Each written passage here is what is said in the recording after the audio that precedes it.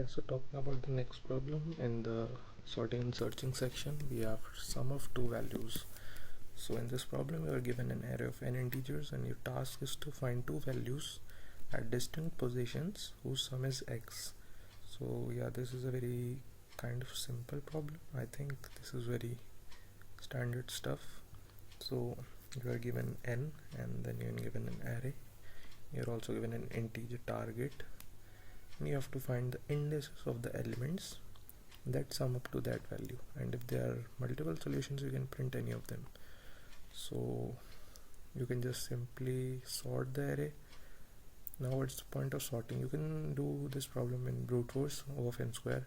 You can traverse over the I, and then inside that for every I you can try every j, like you can try every possible combination of the two values in the array, and for that you will require a nested traversal that will result in n square complexity.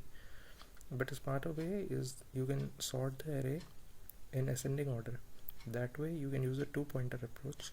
You can initialize the left pointer from 0 and the right pointer from n-1, and you can find the sum. Now if the sum is greater than the target, that means you need to decrease your sum, right? And to decrease your sum you need to move your right pointer, because right pointer is at the larger end of the array. So if you come to r-1, you will get a less element, so overall your sum will decrease. So yeah, that's the point of the two-pointer approach. If the current sum is greater than the required sum, you decrease the right pointer, but if the current sum is less than the required sum, that means you have to increase your current sum. So for that you will increase your left pointer, because towards your right, that means you have to go towards your right to get bigger element so that your sum increases. I hope it is making sense what I'm trying to say, because it's very basic standard stuff, I guess. Yeah.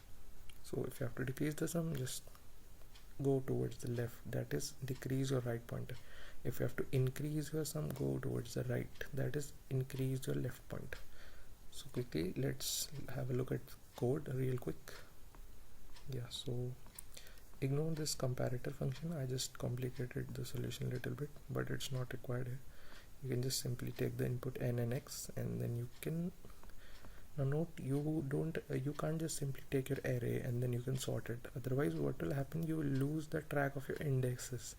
You will lose the track of your indices, because at the end, in the result, you have to print the indices that sum up to that value x.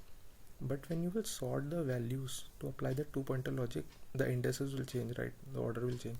So for that, to preserve the indices, you can make a vector of pair of int, int, and you can initialize the first value as the value itself of the array element, and the second value is the index, and it is based upon one based indexing. That's why we are doing +1.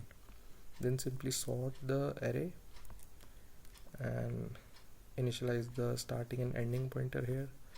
Then yeah, one more thing in the problem statement they mentioned, if there is no such pair, you have to print impossible.